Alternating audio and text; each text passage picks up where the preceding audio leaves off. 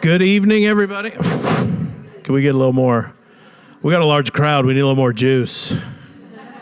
Everybody, thanks for coming out tonight. I'm Ben Heckman. I'm the Bexley Public Library Director here. It's so great to have everybody here. I appreciate that. You know I'm not who you want to see.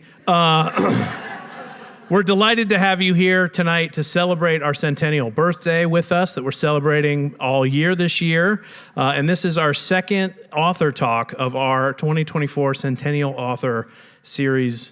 So we have many more things coming for you all summer.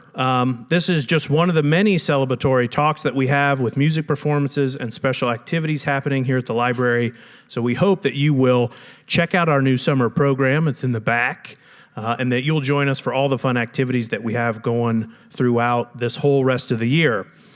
Before we get started, I do want to thank some folks whose support made this evening possible.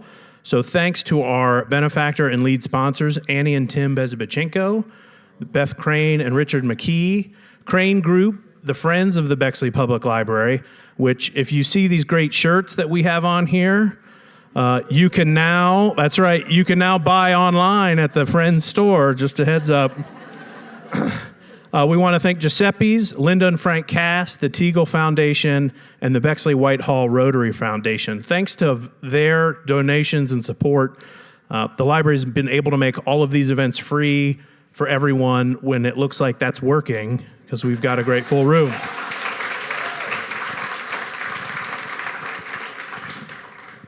There are so many people and businesses and organizations that we have helped to make this evening possible, and there's too many to name here, so take a look at the Centennial Program Guide, because we appreciate everyone's support. And of course, there's still time if you want to support, so you can go and check out online and get that information as well, so you can help fund this fun.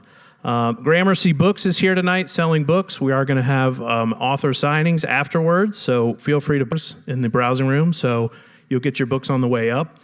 And I just want to say that over the years, Hanif has been very generous to our library with his time and his talents. He has taken part of almost every program and activity that we've invited him to be a part of. That's fine, he can hide back there.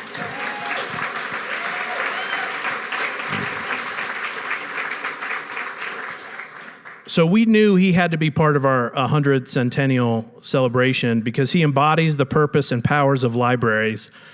Last year, he was here on this stage talking about Toni Morrison, and kind of casually, he mentioned that he came across one of her works for the first time here in our library. Isn't that right, Hanif? That's right. And now he's here presenting at that library. And so we think that's what libraries are all about, not just our libraries, but every library, and so we appreciate that. And so now it is my great honor to turn over introductions to Dr. Susan Williams, Bexley Public Library Board Secretary and Professor and Chair of the Department of English at The Ohio State University.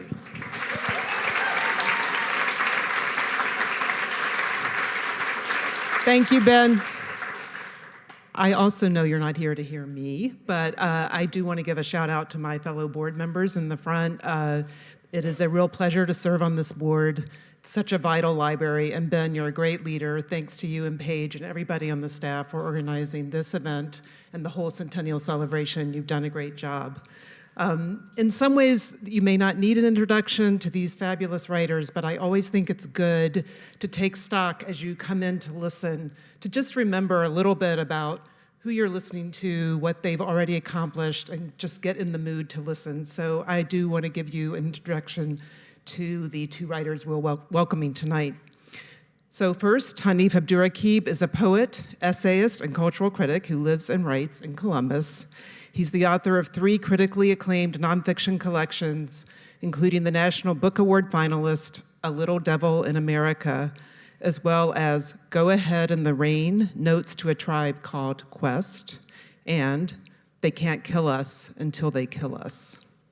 He's also published 2 poetry collections, A Fortune for Your Disaster and The Crown Ain't Worth Much. He's the recipient of the 2024 Wyndham Campbell Prize, as well as the Andrew Carnegie Medal for Excellence in Nonfiction, the Gordon Byrne Prize, and MacArthur Fellowship on Basketball and Ascension, is a formally and conceptually stunning combination of personal memoir, Ohio and Columbus history, poetry, and ruminations on time, witnessing, and belonging, all woven together by a love of basketball. Hanif is a graduate of Beechcraft High School and, as Ben just gestured toward, an early user of the Bexley Public Library as a youth patron. Our other guest who arrived today from Massachusetts is Franny Choi, who is a poet, essayist, and educator.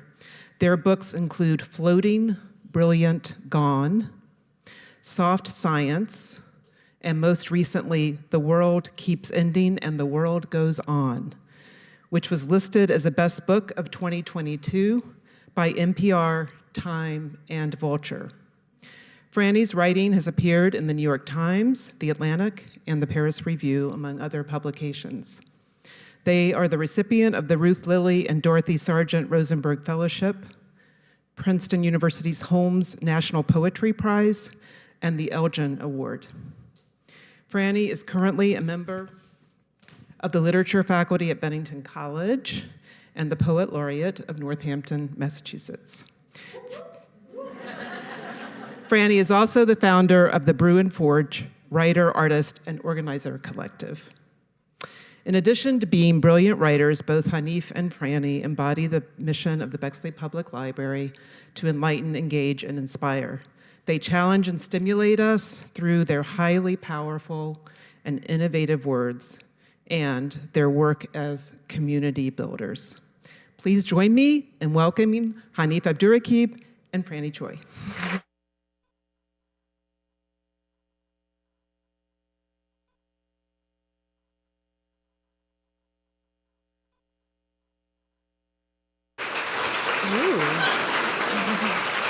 Hey everybody, so I'm gonna read and then I'm gonna bring up Franny to read. We were gonna just talk to each other for an hour, but that didn't seem as appealing as us reading our actual work. We talk to each other often and no one's ever there. So, until now. Are there any crew fans in the building? We had an interesting day that I have not yet processed, but it seems good, right?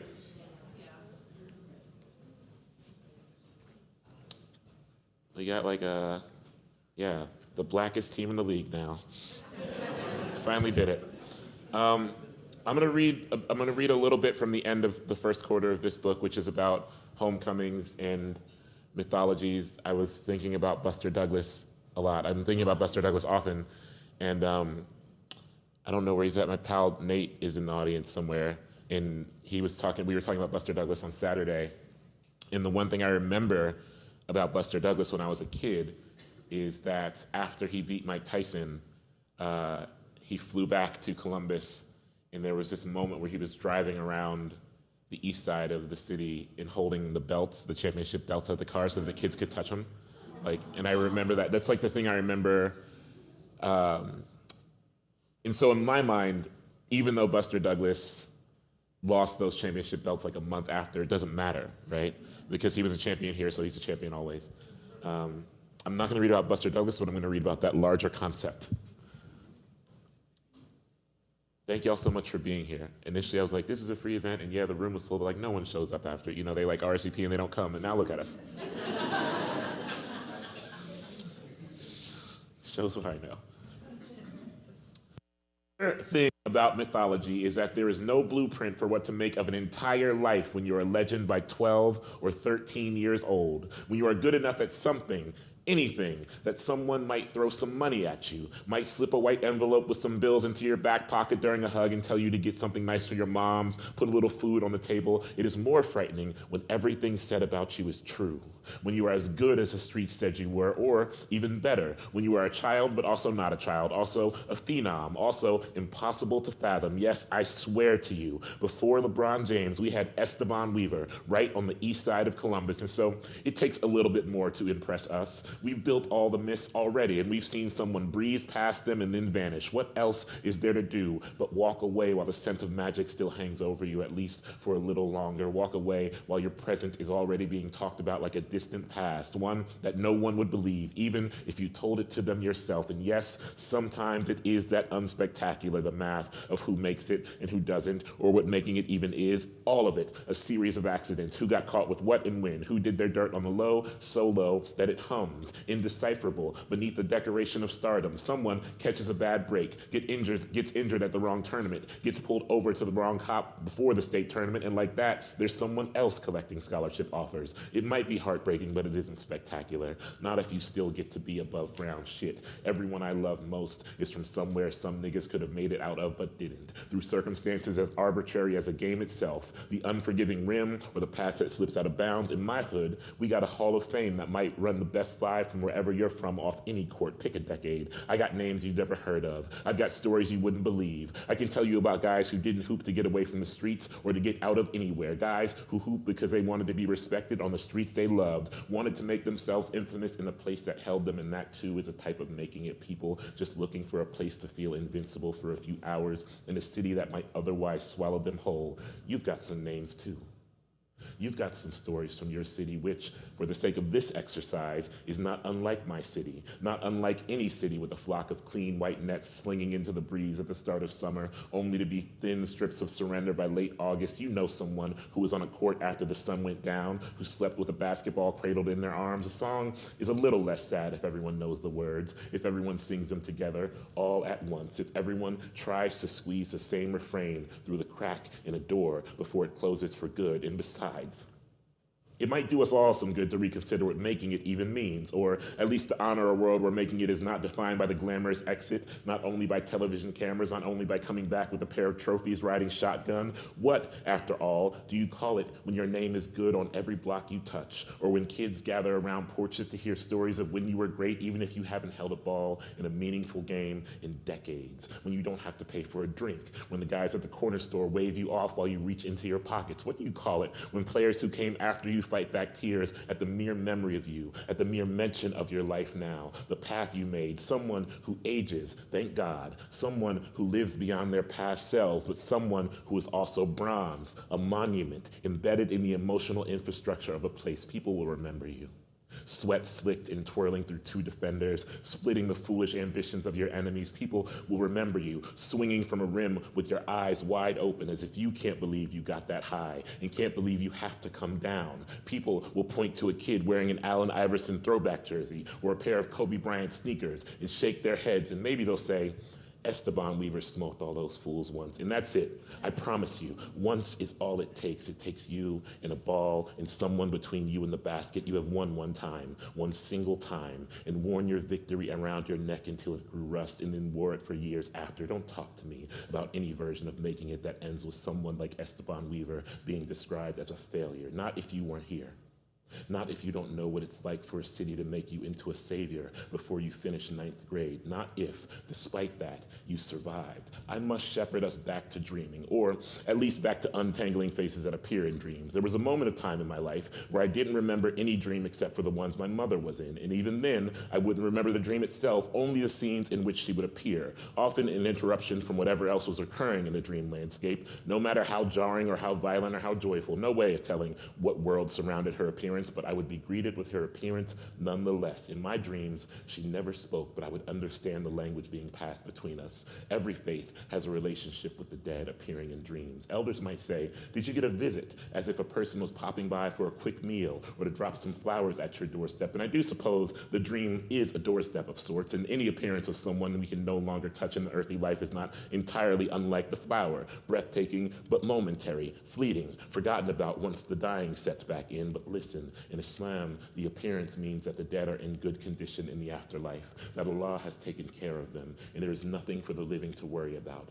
I was comforted when I believed more faithfully in the trappings of the faith I was raised in, but less so when I found myself asking about all the dead I did not see, all the people I loved who never arrived in my dreams in any way that I could remember, until I began to remember all of my dreams, every moment of them, everyone populating them, the dead and the living, faces of people that were not their faces as I knew them, but were were still what I understood to be their faces. And the other thing about faces and dreams is that there's nothing stopping the brain from delivering the face of an enemy to you in your sleep.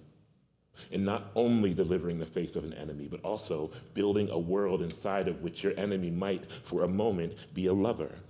Might be someone you would fight for, someone you would die for, someone who holds your arm tight as you swing from a cliff's edge, and then you look up and there's a face you know, a face you do not love, but must love in that moment. And it is also true that the faces in a dream can be a combination of many faces, the eyes of the dead gifted to the mouth, the voice of the living. It is easiest to convince myself of something that seems like love when no one looks like anyone, when anyone looks like everyone. When I wake and I remember the shape of a mouth, but never the words sung out over the crashing waves right before my arm was let go.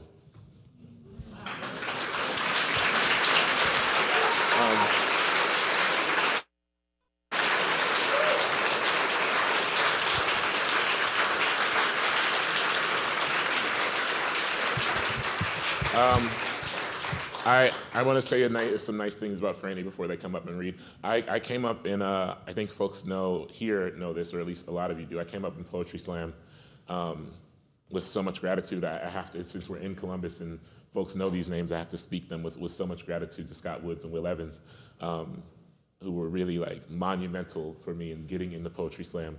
But when I started doing Poetry Slam, and really I just did it because I was trying to figure out a way, I didn't really care about the performance of the work. I just needed to learn how to write poems. And at writer's block, for folks who know, like you had to bring new poems. At Writing Wrong, so you had to bring new poems like frequently to perform in the slam. So I was just like, well, if this means I get to write poems, I'll do it. And when I got to the national level of Poetry Slam, I kind of fell in with this cohort of people. I feel now, having a wireless thing, I feel like a youth pastor.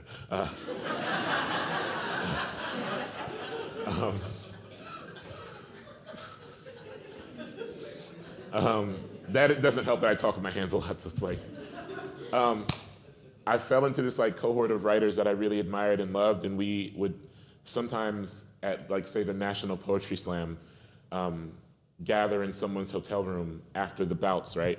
And people would read, we'd sit in a circle and people would read their poems. You read a poem and then you call on someone you want to hear read a poem. And it would be this really quiet, intimate room, and we'd be listening to everyone's poems really quietly.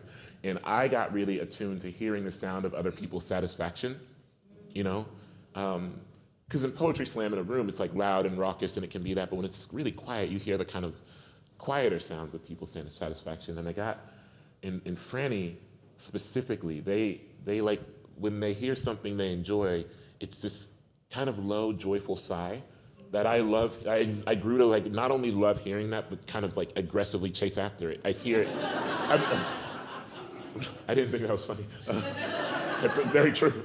But like in my work, in my brain, like it is a sound that I remember. It's a sound that is like really embedded in my head because in the moment of reading my work out loud, it was telling me that I did something that a hero of mine enjoyed.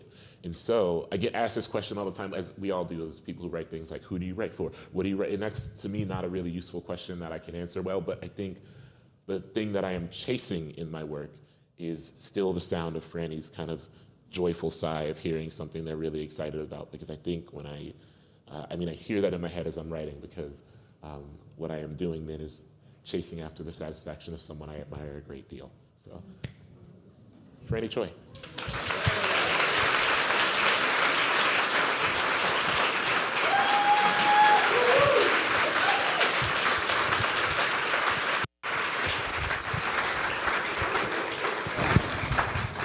Oy, oy. This guy. He's so good. It's funny, I'm so happy to be here in Columbus. I love Columbus deeply, even though I've spent actually very little time here. And it's just because I've inherited my love for Columbus and my love for Ohio, just like via like friend osmosis, So I'm just like, I'm like deeply honored to be here. I'm gonna read a little bit of the new thing that I've been working on, which is nonfiction. Not to be a copycat, I've been working on this collection of essays about robots and the kind of like weird series of entanglements that robots have to race and gender, and specifically with the figure of Asian womanhood or Asian femininity. There's a lot of like robot characters in films that get cast just like casually as, you know, with Asian female actors. And I think for a long time people have been looking at that and thinking like, what's going on there? So I'm gonna just read like a bit of an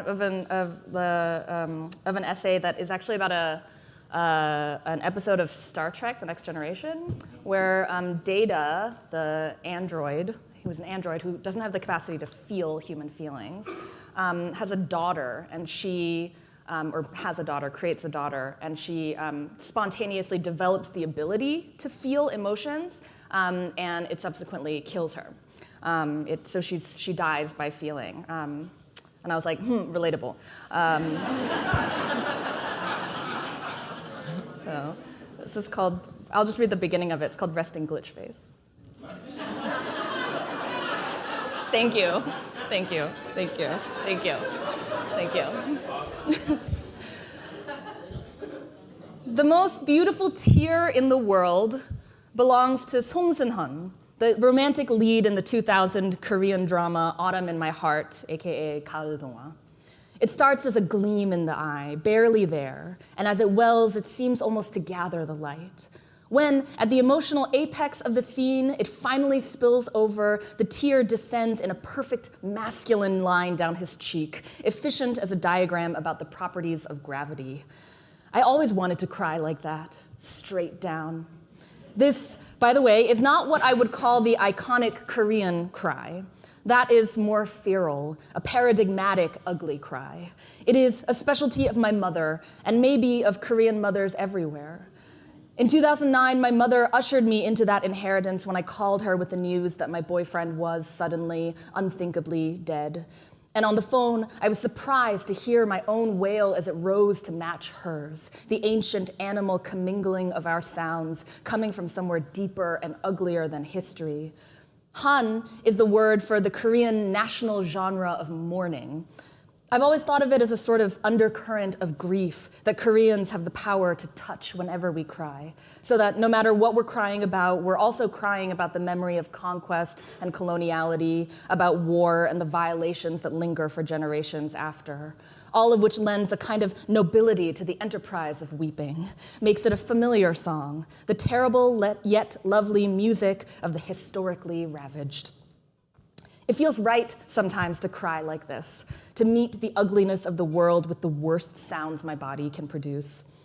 In the shower, I break down, sobbing again at headlines from Gaza, and it feels like the only appropriate, the only possible response. The terribleness of the feeling, the pain in my chest, the wrenching panic, the pit of dread that opens at the bottom of my gut and seems to spread infinitely downward, all are allayed by the knowledge that this is how a person is supposed to respond to human suffering on such an unthinkable scale. My whole body saying no, a rebellion of the nerves.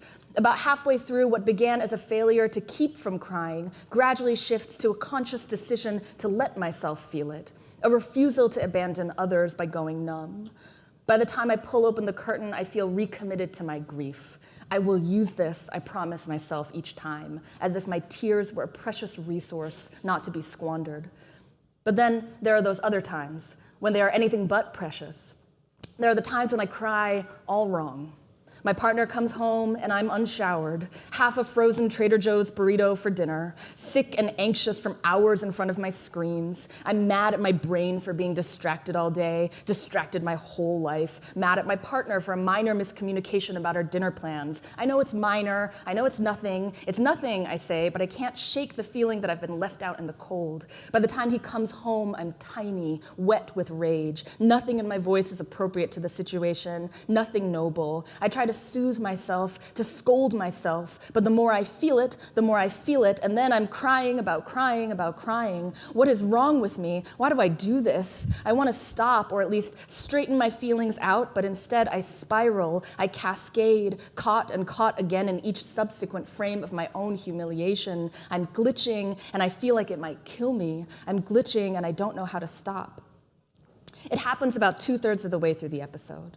Lol. Data's daughter, stumbles in from the hallway, reeling from the news she has just received. She will be sent away to a distant research laboratory, separated from her father, held there for study. Her brow is knitted, her mouth slack. She casts her gaze about the room, agitated, moving erratically within the camera's tight frame. She struggles to explain. I am scared, she finally manages. This is new. It should not technically be possible, but Lal clutches at her chest. I feel it. She is nearly spitting the words. Then she begins to strike at her chest with frightening suddenness and force. The repetition of her hands thwack as articulate as any tantrum. Lal is, for the first time in her short life, beside herself. This is what it means to feel, she proclaims softly to herself. She stumbles toward the door and repeats the line, though this time it glitches into elision. This is what it means, feel. Within a few hours, she is dead. The feminized Asiatic subject inherits two truths about herself. One is a story of inscrutability. Her face is synthetic, her expression severe. She communicates in symbols, uncommon grammar. She is so quiet, and the objects around her so loud and beautiful that it seems they speak for her. She does not blend into the background so much as she emerges from it, appearing only when a person reaches out to touch her and comes away with a cut piece of clothing, a shard of plexiglass, the lingering scent of metal. In this story, the Asian woman's inner life is obscured by the event horizon of race. In this story, a small, insistent, but ultimately unconvincing voice says, if she could only express herself, we would believe that she is a person. The other story she inherits is that of the embarrassment of feminine feelings, the emotional woman and her complaints, which is also a story of glorified muteness. In this story, her objecthood makes her pristine. In this story, getting upset threatens her prize status as the silent urn. At the same time, there is the possibility that crying might also be her clearest shot to influence if she can only get close enough to whiteness that her tears would have some buying power, especially against certain darker men.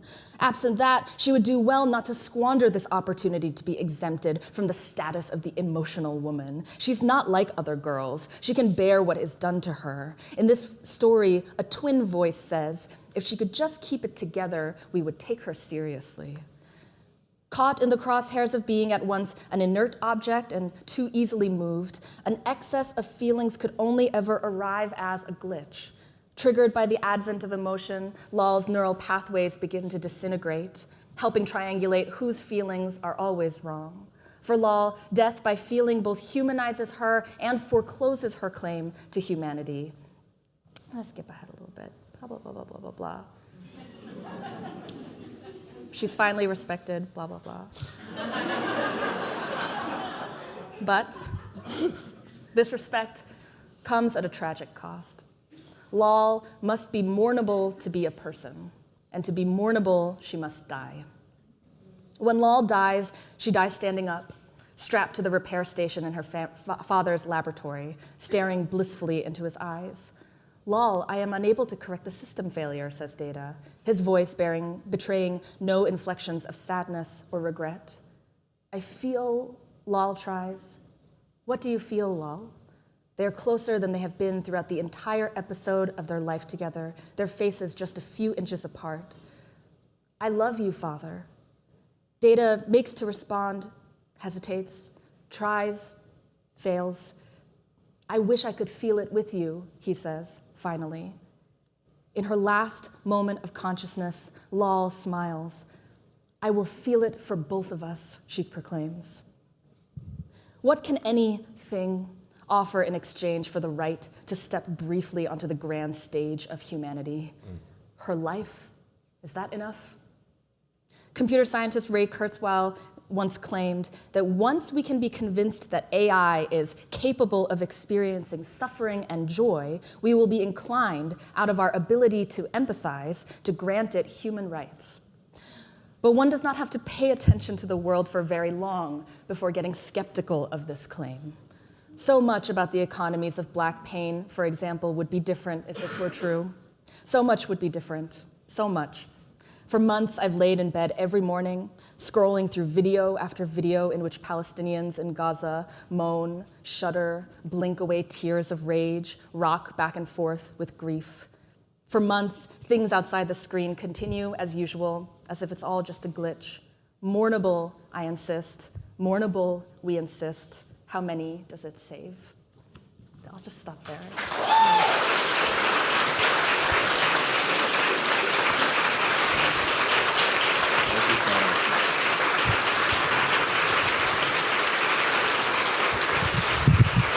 Okay.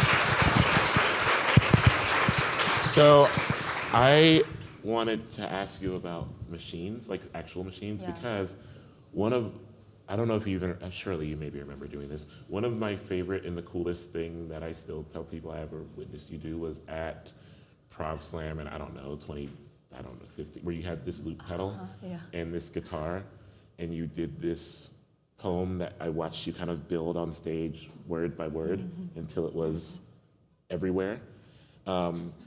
And I think that was the first time I got really curious with your work as an extension, as a kind of playing with, playing on, and extending towards the actual like physical machinery and utilizing that machinery as weaponry is a hard word. But let's say, for lack of a better term, like weaponry to expand your craft and the literal sound of your voice. Where do you find yourself in the evolution of that? I feel like I'm not facing you enough. Wait, I also think that we might have sat in the wrong chairs. Are we in the wrong chairs? I think that our mics are supposed to. Is that really? You want to swap? Should we switch chairs? Okay, cool. Okay. Phew. Just a little peek behind the curtain. Production. Cool to talk about like high technology and then be like, wait a minute. Wait, what is a microphone? Yeah. So like tech. In the arc of your work. Yeah. In the utilization of tech in like a material way. Yeah. And then I see it like seeped into your work. The investment that you have in it, not financial investment, LOL. Yeah, the emotional and the investment and curiosity you have in it. Like, where do you see yourself in that arc of obsession, from the material realm to the kind of emotional realm? Yeah. Well, I think that I'm supremely limited by the fact that I'm not like a programmer. Like I have no programming knowledge. And I will say that I think that my job maybe right now, or what I feel is like a better job for me to do, is to point people to the people who are like doing really cool stuff in that realm, like Lily and Yvonne Bertram, for example. And like there's this poet Alison Parrish whose work I learned about recently, who is doing like very cool stuff. But they're programmers, and they're like really deep in kind of digital poetry, and I just think that work is so cool. Like you get to like play with the materiality of like language in a different way, you know. But I say in my life I think maybe I've written one computer program. I like audited, like hung out in the back of like 1 month of like an intro to computer science class when I was in grad school for poetry, and I was like, oh, they teach other stuff here too, and I could just go and hang out in the back. And so I just like sat in the back row and like watched like 3 rows of like, you know, students watching anime instead in front of me, instead of paying attention to the lecture. And so I wrote one computer program, and it was we were studying if-else statements. That sounds like something, right? And it asked you how old are you, and then you would put in your age, and then depending on, I don't remember what the cutoff but it was like maybe it was like if you were over like 40 or something, it said you are old. Yikes! And now I'm like, oh, let's move that up. And then if it was under that, it would be like, you are young, right? Yeah. But then I realized that it was funnier if no matter what you put in, it just said, you are old. And so I think I think maybe that's like the sensibility that I have, because like it's interesting to make the stuff work, but it's in some ways like also interesting to play with the ways that it breaks, and like that's kind of like more fun to me. So in long story short, that's the extent. That's the extent of it, yeah. But this term I had my students write poems on twine, which is, does anyone know what that? Has anyone heard of that? It's like, you know, like it's sort of like a choose your own adventure kind of like writing platform where you can like put in links into text, and then it'll take you to like different like options and stuff. So it's a very low tech, basically kind of like RPG video game writing software that you don't need very much programming experience to do.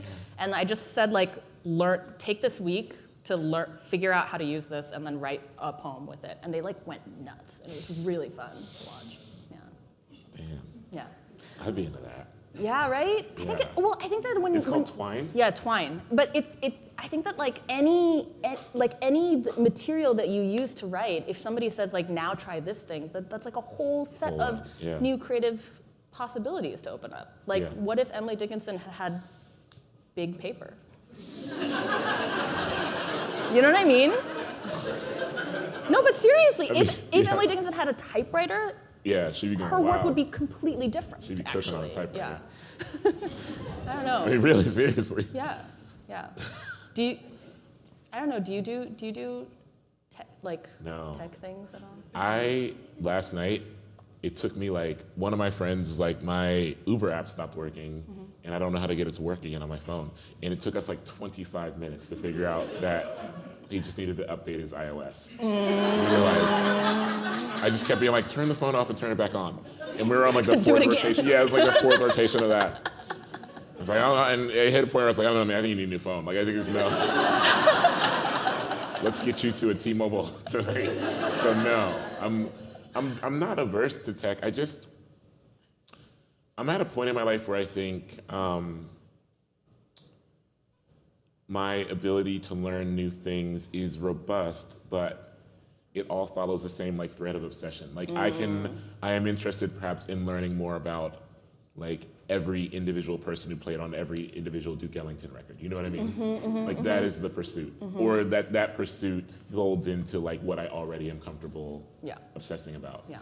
And I'm afraid that investing into like an entirely new obsession would nudge something out. Which isn't the way our brains work. No, but I understand that sometimes you're like at capacity for almost even like at capacity for fandom. Like once I was hanging out with some teenagers and they were like, you should get into Yu-Gi-Oh cards, and I was like, I don't have the time. Yeah. Like I don't have the time for a whole new fandom. Okay. Right. And that's because it's a whole new life. Yeah.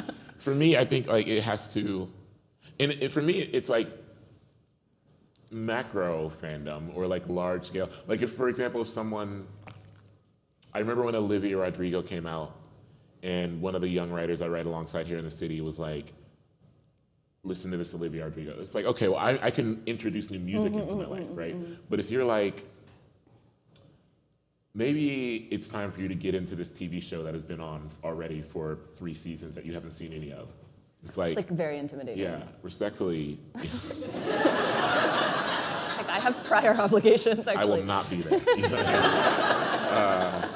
People, I know a lot of people like Succession. When Succession was on, and I couldn't get into it. There are people who were like, "You just gotta. It gets better around the 7th episode." And I was like, "Listen, King, I'm not watching 6 bad episodes of a fucking to be momentarily satisfied." You know what I mean? Like, there has to be like a really good incentive for that. Yeah, and I get it. I'm sure Succession was great. I've heard great things.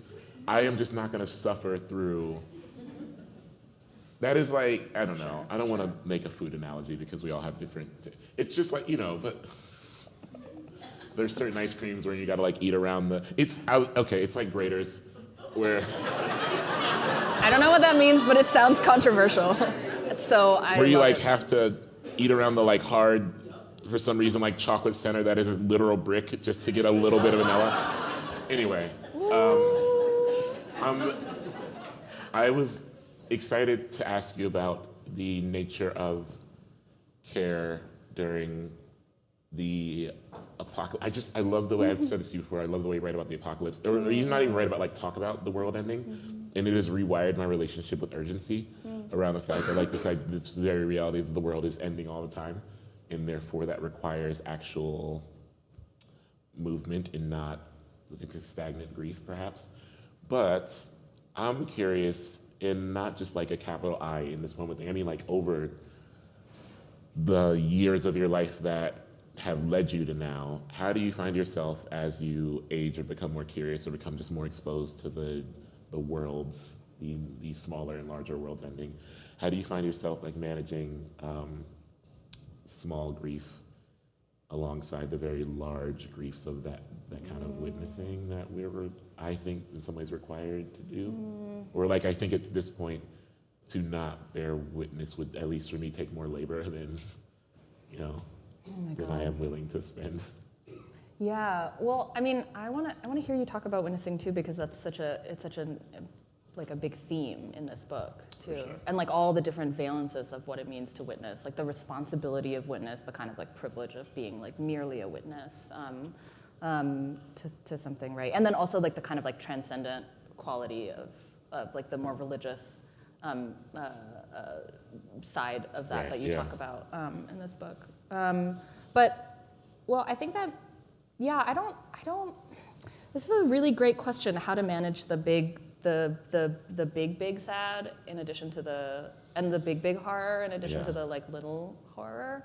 I mean, I don't really know, but I guess like to kind of respond to what you were saying about the apocalypse. Yeah, I mean, I found it just really useful and grounding to turn to people like Rebecca Solnit's work, like her work, Paradise Built in Hell, is like huge for me, right? Because, and I think that we saw like glimpses of this being possible in that first year of the pandemic, right? Like those first few months of the pandemic, it seemed like we were on the precipice of like a completely new way of thinking about our responsibilities to each other. People were like sewing masks, you know what I mean? Like, yeah. And like this is kind of one of the arguments that this writer makes in this book, that she's writing about Hurricane Katrina, and about how like there is this myth that in times of like disaster and crisis, that people will turn on each other, and like it's like every man for himself, like whatever. But actually the opposite, it turns out to be true over and over again. If you look at history, that in these times people actually like really are each other's saviors in some way, like come together and form these lines of connection and care that are this kind of utopia hidden inside the dystopia, And I think that I mean, there's like a way that you can kind of like use that to be like, it's not so bad, as like a kind of like soothing mechanism. Right, yeah. But I think that if we like kind of turn away from the ways the niceness of that feeling might let us off the hook, but actually take it as like a call to responsibility and a call to action, like I think that's actually very powerful. And I think that this is like the thing that we see even in like the encampments, the student encampments across the country, right? Like these are in some ways it almost feels like it's like reminiscent of like Occupy in some ways, like these little worlds of possibility that are built within, and actually in some ways like because of the ways that crisis clarifies things. Right? Like apocalypse is something I learned. I'm not religious, and I grew up in the Catholic Church and sort of left, but learned in the course of writing this book that the term apocalypse doesn't necessarily just describe like an event in the future that might happen where everything ends, but is actually like a genre of writing where a prophet of some kind, like a prophetic voice, looks at the current moment using a very wide lens, looking at history, like zooming out in order to say something about the urgencies of the present, right? Yeah. That's what apocalypse means. Like that's, and so if you look at every crisis that way, not as the end of things, but as like a big zoom out moment. I mean, that's what it feels like, right? Like it feels like a big zoom out moment, and it feels like a moment where everything could turn, and suddenly you can see what's important and what's not. And so I don't know. I mean, there's something about that big grief that actually like clarifies things about the little ones. I think, and like they speak to each other. Like it's because, and I think that I see that in your work, and especially in this book, that like the minor, not minor, but like personal, like world-ending crises are actually not, it's not even like they're a microcosm of or an example of, like they're actually the same thing as the larger. Yeah. I wonder how are you thinking about going back and forth between those different levels? Well, I think some of this does have to do with the impact of witnessing and the responsibility of like what it is to witness, even if I'm thinking about stepping outside of myself and witnessing my past life, which I think this book required me to do, and not just fall into the kind of binary trap of like, I was bad once and bad things happened and now I'm good, you know? There's you really go there here. Yeah, I think so. Yeah. And I think I'm trying to upset this idea. I was so averse to this idea that I would have to do interviews where people were like, well, you're unhoused and now you're great. You know what I mean? When it's like, well, I'm actually not any quote unquote better than I'm more resourced. You know what I mean? Like I have more access. But I don't know if has anyone seen Aretha Franklin's Amazing Grace? Have you ever seen Aretha Franklin's Amazing Grace? It's phenomenal. I would recommend it, but I would also say that you don't have to have seen it to understand this. It's Aretha Franklin recording the Amazing Grace album in a church in LA with the Southern California Gospel Choir, which, would you believe, was led by a man named Alexander Hamilton, who is still alive today. He's still alive. That's a fun fact. And he led, people didn't see this because Aretha lovingly, obviously, I mean, I've obviously written about this so lovingly, but Aretha's funeral was like 12 fucking hours long, so no one saw this. Alexander Hamilton actually led the Southern California Community Choir at Aretha Franklin's funeral, singing How I Got Over It. It was beautiful. No one saw it. Because at that point, it was like late and then television was like, we can only show so much. But the whole thing, there's this thing that happens, if you've seen Amazing Grace, you've clocked this maybe. When they start How I Got Over, they have to start it again. Because Aretha comes in wrong and like, you know, the piano comes in off. And then the choir comes in on the second go round. When the choir comes in and hits the big like How I Got Over, Aretha Franklin's head like snaps and looks at them as if she like can't believe that but they're like actually demanding more out of her, right? What they're doing is saying like, you gotta get where we're at. You know what I mean? Like I know we stumbled out the gate. You got to get where we're at. In the minute like Aretha's head snaps towards them, she turns back and she's like locked in. What this says to me is that, and then it shows the audience and like, you know, Clara Ward is like, you know, jumping out of her seat and Mick Jagger's in the back and he's like clapping on the 1 and the 3, you know? But like everyone, the choir is a collective action, which means that everyone who is witness to the choir has an opportunity to become a part of it. And not even in the way where it's like Clara Ward is singing How I Got Over in the front row. It is like if you are walking by on the street outside of that church in Los Angeles at the time How I Got Over is being sung, and you even find yourself stepping on the concrete to the beat of the choir, you are a part of the choir, and therefore you have a responsibility as being a part of that choir to not be a fully stagnant witness to the miracle that's unfolding or being offered to you. And I also think that, like, so for me, to understand the burden, what I read from tonight, you know, like, thing about Esteban Weaver, the fact that I was so enraged, and I think some East Side Columbus folks are just like this about Esteban. Like, I get so enraged is a strong word. I don't really have I have a capacity for rage, but maybe not about basketball. Incensed, that's a good word. I get, you know, like when people talk about Esteban Weaver having not quote unquote made it, that does a disservice to everyone who was a part of his choir. You know what I mean? Like everyone who watched him, like who snuck into Bishop Hartley when he was a freshman and like watched him from the corners of underneath the rafters, and like everyone who ran to the courts he played on. The fact that I could, and that to me is, to be thoughtful about witnessing is to diminish the binary of good, bad, made it, didn't make it, grief and joy. Like these kind of flimsy binaries where it's like, yeah, I do grieve the fact that I didn't watch Esteban Weaver play in the NBA, but I got to watch him play in the NBA of Scottwood Elementary School. You know, like I got to watch him play on the NBA of the Johnson Park courts, you know? And that furthered my capacity for what I believed was possible within myself. And I get to write Esteban Weaver's name in a book, and so we have both made it in a way that is really material, I think. Yeah. Weirdly, weirdly, that makes me think about our friend Laura Brown Lavoie. Like One of my favorite poets in the world. One of like your favorite poet's favorite poet, Absolutely. actually. Absolutely. And who is a poet from Providence.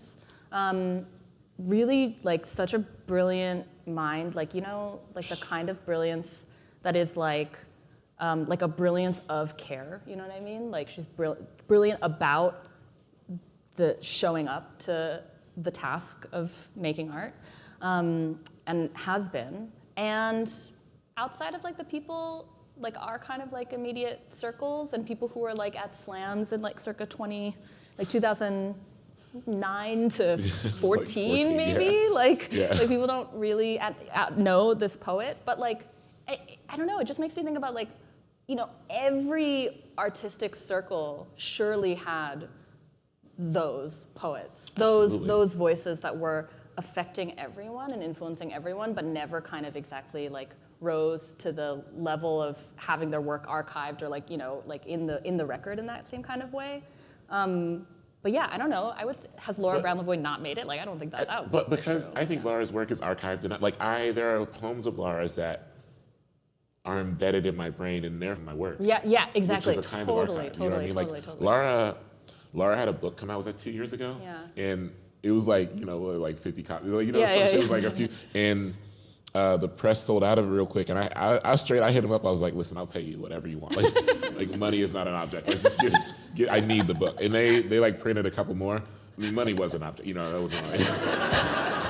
But in the moment, you know, I think, you know, I was like texting, like, I gotta have it, you know, because I'm that big of a fan. Like, I need to read Laura. And I think a lot about, that poem that Laura has about like the car upside down and the seatbelt and the person hanging out. Yeah.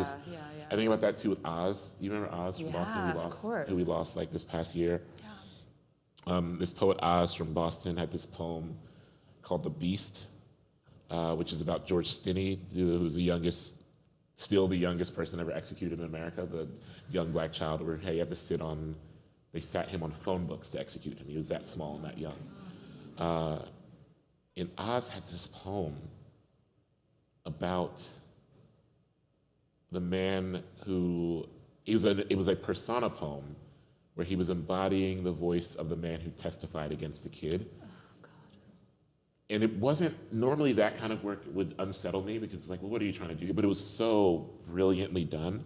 And I remember seeing that for the first time as like a 1 year into writing poems person and being like, I don't think I can do this. Like if that's what the work is, I can't do it. Like, you know what I mean? And Laura was that same way for me. It was like, if this is what writing poems is like, I'm not doing the same thing that this person is doing. So like, but the very fact that I could come back and say, but I want to, that to me says that Laura is archived in my living, in my brain. And I don't know if, you know, I feel like Laura's content with her. Yeah. Like deeply content, you know what I mean? I think so, yeah. But still. But I mean, this makes me think about like, I don't know, I remember like attending a panel once where Ross Gay, the poet and essayist, was talking about like the idea of timelessness, like the kind of like how people sort of glorify the art that can be timeless, that can like traverse, you know, like in 100 years people will be reading it, and so therefore you should take out like the references to the TV show that's on right now, so that people in 100 years will be able to understand. But I think that kind of he was saying that like, you know, that glorification of timelessness, like the things in nature that like are timeless, that stay there forever for hundreds of years or whatever, generally not great for the environment. Right? Yeah. Like the things that, like disintegration is a necessary part of this life cycle. Yes. Everything that's good for the environment actually does eventually disappear and turn into something else. And so it's okay. There's something that's kind of beautiful about an art or like a piece of art that doesn't withstand the test of time, but in fact like goes into the environment and becomes part of it. And that trust, when people arrive to it, they will be able to decipher. Yeah. Like when I was, the first music critics I encountered, and I don't say this pejoratively, I mean like, I don't say like, the white men. They were like white men, and like real Marcus, who I still love very deeply, who is curmudgeonly and tender at the same time, and like Lester Bangs. Winning combo. Winning combo, truly. It's like, I adore Grill. And like Lester Bangs, who these folks were writing about musicians, and they were writing, one of the first pieces of music criticism I ever read was the profile that Lester Bangs did on The Clash in 1977. And he didn't spend any time in that profile being like, here's who the Clash are. Here are the members of the group. Here's what they sound like. It was just straight up like, I'm embedded in London with this band for like 2 weeks, and their fans are spitting on people, and this, you know what I mean? Because he was trusting that someone might find this work 30 years later and just be able to understand the material realities of. Yeah, that's cool. And I think that is also, like Ross, who I love very deep, Ross also an Ohioan, from up in Youngstown, I think understands this kind of thing that we all have to understand. Like that piece you read, right? Like 20 years from now, that will hold up because it's the beauty of the writing that allows people to kind of decipher what's happening in their heart and head, to say like, I believe the path I'm being led on, even if I don't have all of the material resources to tell me, like I don't really care if people don't like basketball, honestly, last couple weeks I haven't loved basketball. That's a Minnesota Timberwolves joke. Oh, okay. So it doesn't matter, actually. Like, I don't actually care if you love the material. I don't care if you love A Tribe Called Quest. I don't care if you love Fall Out Boy. I'm not saying, I don't really care about your investment in the cultural material, because I'm using the cultural material to build kind of like an emotional home that you can just wander around and put your things in. And I think, Right. I mean, it's the two parts of the metaphor, right? Yep. Vehicle, tenor. Vehicle, tenor. Yeah. So one is the vehicle to actually talk about. Yep. About the other. Yeah. Just building a good old floor plan. I mean, it's true. Like when Hanif was like, "Do you want to come talk to Columbus and talk to me about my book about basketball?" I was like, "Me of all people." Yes, sport. I'm familiar with sport. Yes, I mean, I think that the magic of this book is that by the end of the book, I did love basketball, even though I didn't know. But not necessarily as like the fan who's keeping up with like the news about the what. You didn't download the NBA app. Yeah, right. I was like, what is this? The Cavaliers, eh? Like, I've heard of those. These Cavaliers, they sound quite good actually. That's not what it's about, right? Like every like layer of aboutness has the layer of aboutness underneath, that's the reason that a person spends time there, or maybe like the first level of aboutness is the thing that maybe like gets a person in the room. Yep. But it's like, come for the basketball, stay for the grief. Which sometimes happens watching basketball. It's also a thing where it's like, if you layer enough aboutness on top of it, if you just make like I actually don't know what this dessert looks like and I'm imagining it, so forgive me if it's not this. If you make like an aboutness tiramisu, that's lovely. An aboutness tiramisu? I love that. Is that a cake with layers? Yeah.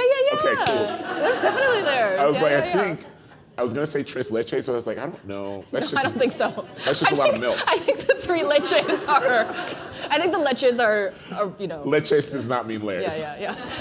Sweet. Even then, 3 would not be enough to actually land this metaphor. But the tiramisu, there's like this, and then there's and then underneath, This one with ladyfingers? Oh, I shouldn't do that.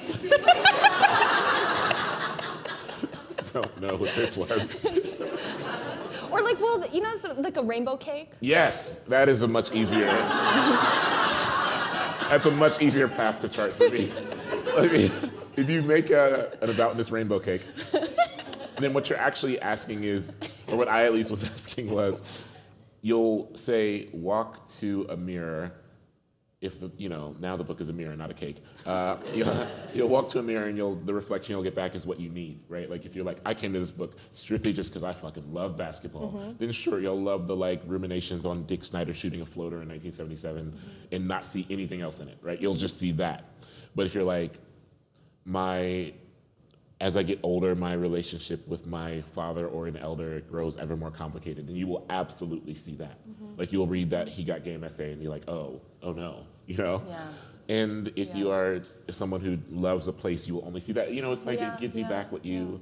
I think if you make enough layers of aboutness, the thing you most need to see will come back to you tenfold. And that was what the hope was with this book, I think. So beautiful. And I think like it was definitely, in order to do that, I had to say, I don't really care if people are going to be looking up basketball stats while, or watching videos of LeBron James doing things. Yeah. Well, do you actually think that somebody who just comes for the basketball would only walk away with that? Like, I don't know if that's possible. I would hope not. Yeah. I guess that's an answer for someone who was like, I'm going to pick this up in. I guess that's not true. I've heard from people who are like actual capital B basketball people, like who act like who their lives are dedicated to working in basketball, and they're like, I read this and thought of my dad, or I read this and thought it's like, is Father's Day this weekend? When is Father's Day? Yes, 16th. Okay. Okay, let it be known. Let it be known. Got a book for your dad. No, but like this. Like no one's gonna got a book for your dad. Does your dad read? Got a book. You know this because like.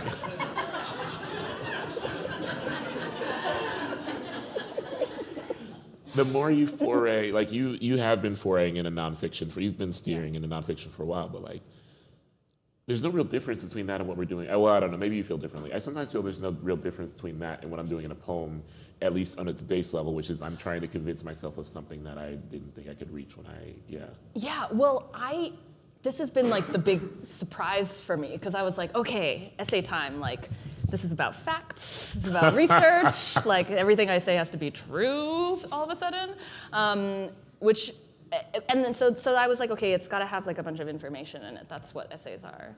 And I've heard, to essay is to what? To argue or to prep, to fight. What is to argue. To struggle? Yeah. Yeah, it's like arguments. Yeah. Little arguments. Right. And so I was like, okay, cool. I'm gonna argue. I'm gonna struggle. I'm going to, and then I'm gonna provide some information. And then it was like, and then here's also, which by the way reminds me of my mom, but we're not gonna talk about that. Go back to the facts. And then my editor was like, that part, that's where it is. And I was like, oh no. And then I was talking about robots, and now I'm talking about like my insecurities about the domestic labor, and I'm talking about like my relationship with like work and how that reflects like my understanding of self-worth, and I'm thinking about like my parents, and I'm thinking about my friends, and so I actually, it was weird, like I had to relearn like a lot of the lessons that I learned in poetry again in this form. For sure. Because I was sort of like, okay, I'll outline things. Yeah. And then A, B, therefore C. And then I was like, oh no, the thing that I learned how to do in poetry where I don't predict the ending, and I actually just like try to open myself as much as possible to the page and what it's telling me, like I forgot to do that. So now this essay is very boring. Yeah. And so I had to keep relearning things. It was actually kind of wild. I was like, oh, this is the same paragraphs? It turns out that it's the same thing but paragraphs. And the more you write, the more it reveals this. Like I think the biggest lesson I learned in A Little Devil in America was in the first essay, the Marathons and Tunnels essay about the dance marathons, which I love that one. If you haven't read it, it's about the Great Depression. I didn't even know the Great Depression era dance marathons existed, but what was happening in these dance marathons, for those who don't know, is that you would just take a meal, to have a place over your head and to get food and be fed and sleep in a bed. Someone danced for 1,700 hours in like a minute. You would go home with nothing. And I thought I was writing an essay about like the mechanics of the Soul Train line, like the actual literal mechanics of here is a line that people dance through, here is a barn that people dance in. This is just about movement. But the thing that I could not shake was that for these dance marathons, these weren't often like beloveds who were dancing because it was a logistical game, right? Like if you were a woman, you had to pick a man who was strong enough to hold you up, but not so large that you could not hold him up because like this person would be putting their full body weight on you while sleeping, or you would have to hold them while they shaved, or whatever, you know what I mean? And so it'd be like, my daughter is going to go with the male guy from two towns over because that's their bodies aligned. And I was like, so what I'm actually doing with that knowledge is writing an essay about devotion. And so at the end of that essay, there's that one small paragraph that's like actually what I'm thinking about. And I got very good at saying out loud what I wasn't doing, what I was trying to do, and how it revealed itself to me. Yeah. And there's that part in There's Always This Year where I'm talking about the Dick Snyder shot, the floater in the 1977 Eastern Conference Finals, where I keep saying, no, it didn't look like that. It actually looked like this. Yeah. No, wait, we're going to go back. It actually looked like this. That's because that is what was happening. Like I was watching that YouTube video 100 times. And I thought, if I can actually express my failures on the page, that makes the success of it, where I actually nail what it looks like. That lets you say, if I go and look at this shot, I'm going to see every failure of it before I see the success of it. And I think sometimes an essay is also just like fucking around, letting people know. I didn't know shit. Like I didn't know shit at all, and now I know like a little bit, maybe. Yeah. I mean, and I think that like I see my students also doing this. That like they think that the assignment is to perform mastery. Like I've understood the text, and therefore now I'm going to report to you what it means. Whereas actually the assignment is to say what is going on here. And it's so funny because I kept giving that note to my students, and then I would get to the page and be like, since the beginning of time, people have used computers or whatever. And then I was like, oh no, it's me. I'm the problem. It's me. But I think that like this is actually consistently like the best editing question, right? Or revising question. Like, what are you not saying? Like, what are you not being honest about? Like, what are you being like almost honest about because it sounds nice, but there's something like more complicated that doesn't sound that pretty that you actually have to get to in order for it to work, right? And I feel like you do that so well, especially in like the way that I appreciate you doing it, like maybe the most, is when there's like a critique that's happening, and then like the layer of honesty underneath that you wind up getting to, which most people would stop at the critique, but you go underneath to the like, and haven't I also done that? Yeah. Or like, I actually relate to this action that like is critiquable, is criticized, you know? And like that kind of, like empathy is actually like a weak word for it, I think. It's almost like the ability to not let your own self off the hook or something. Yeah, I mean, I think if we lie to ourselves about our capacity for cruelty, it just makes us more cruel. Yeah. Because we don't understand, like, and to not say, I was cruel once and I'll never be again. I love Melissa Febos, and I learned this from Melissa, who, when I was a much younger writer, I heard Melissa Febos read this essay about how she cheated on a partner who was sick. I think it was in her first collection. And at the end of the essay, and I think the thing that you would want from a writer, particularly like a writer who's not a man, like a straight man in that moment, is to be this kind of like, I'm so sorry, I did a horrible thing. I want you, the audience, to absolve me and forgive me. And Melissa does this thing at the end of that essay that isn't even, I will never do that again. The line is like, I hope to never hurt someone like that again, but I don't know. And I remember thinking, that's it. Like, that's what I want to chase after that, because I don't want to make any promises on the page. And for whom? Like, for whom am I performing that, you know? My capacity to hurt people is not washed away. Yeah. And I would not want to write myself beyond my capacity for cruelty as though it can't resurface in ways I haven't even figured out yet how to, you know? But I think it's also, I think for you, and especially in this book, it's also like the capacity for... So I didn't know if they were real. They're not. They're real. They're real. They're just not. They were never alive. But they're literally here. Relatable. Yeah. But I think it's. I think that for the thing that I really admire about what you do in this book, and just generally, is also not just like that level of honesty to look at your own capacity for cruelty, or our own capacity for cruelty, but also it's like there's also like a self-compassion level too.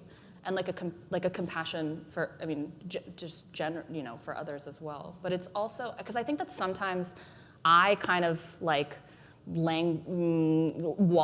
to wallow in the like, and therefore I suck, and like, look at me, don't I suck, like I'm the villain or something. And I think that is also kind of like a cheating a little bit. Yeah. But to be able to say, I did this thing, and what would it mean to forgive myself, and also to love myself despite, or like with the knowledge of what I'm capable of. You know what I realized when working on it? Like, I realized that I'm becoming my father in a lot of ways that I can't help, and it's about tenure. Like, my mom died when I was 13, right? That means that our relationship was largely like child-parent and not, so I don't actually even know what becoming my mother is, because I don't know my mother as a full person.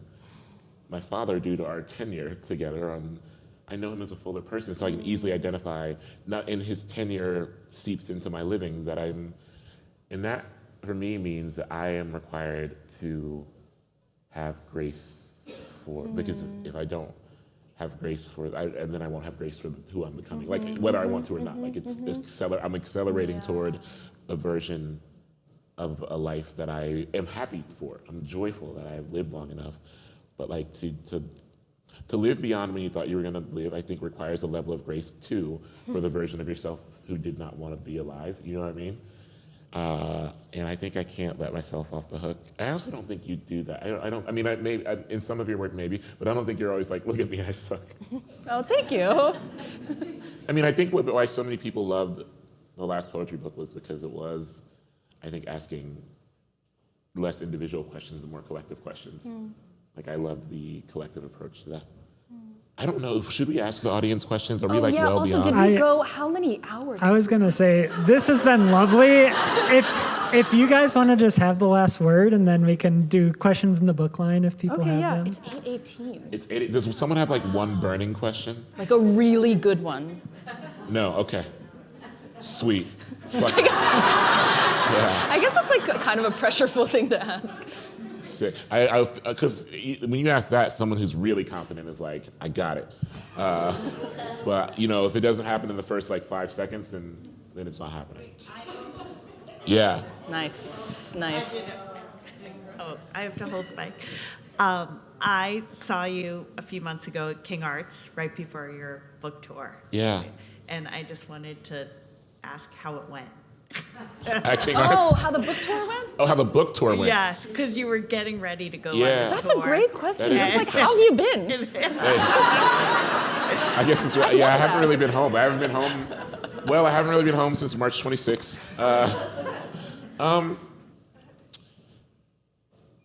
I'll say this. I was really bothered by, and like got to a point where I was kind of aggressively correcting the national media. I say national media as on some kind of like the mainstream media. No, like national media when they were writing about the tour where they're like, and he began his tour in New York. It's like, no. I began the tour at home. Like I began the tour in Columbus. Yeah. And I think it's important to correct that. It's an important correction. But broadly, book tour this time around was joyful and challenging and a little unexpected, I think. I don't really have a good understanding of how my work lives with people and lives in the world. And so I thought, and I hadn't been on a tour since 2019. I had not done an in-person tour since 2019. So I was like, it'll be like similar, low-key vibes, like, 100 people in the room, I feel great, And, so I wasn't really prepared for that size and scope of this tour.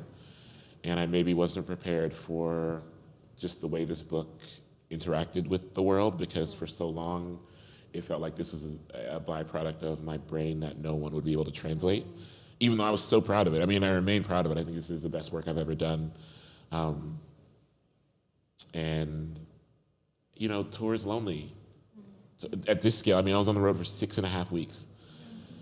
Pretty nonstop. I mean, folks in the room who know me a bit know I was like home for 24 hours at a time and then getting back out on the road. And that's hard. It's hard because you feel like at least for me, like I began to feel like I was just floating in space. And also being rendered people who know me here also know I speak lovingly about being here and living here because I feel like I'm rendered as a full person here.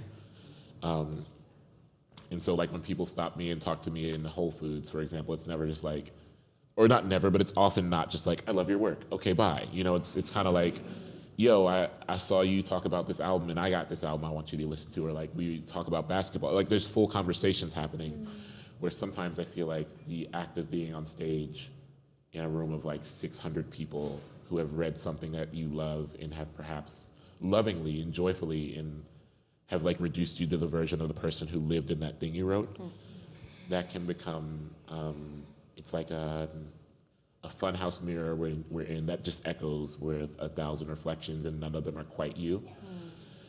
And so it's been cool to be home, even though literally I just got home this morning. No, not from book tour, but like it's been cool to, you know, last week I was home for 5 days straight, like 5 consecutive days. I was like, damn, this is, you know what I mean? Like I'm returning to the actual reflection of myself. And I get to be home, I think, for like 2 to 3 weeks, 3 weeks. And that's cool because I love tour. I was very grateful for it, but I missed my routines in the city. I missed like taking my little runs. I missed going to like Upper Cup and Roosevelt and Stoff's. I missed going to like, you know, Whole Foods 4 times a week to get 3 things. So thank you for asking that. It was really great. And I think, very honestly, I said this to Scott the night, I don't think Scott's in the room, but I said this to Scott was the night I was like, I just really want to make, operating at this scale of a tour, I really want to make this place proud. And I think I achieved that.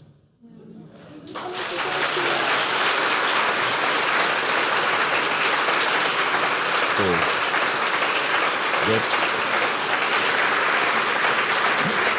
Well, thank you, Franny. Thank you, everyone. Hanif and Franny, thank you so much. This was Thank a you. wonderful conversation tonight. We're going to let them take a quick break, and then if anyone wants to buy books, they're for sale right outside these doors, and we'll have the book signing upstairs in just a few minutes. Go watch the NBA Finals. Thank you all.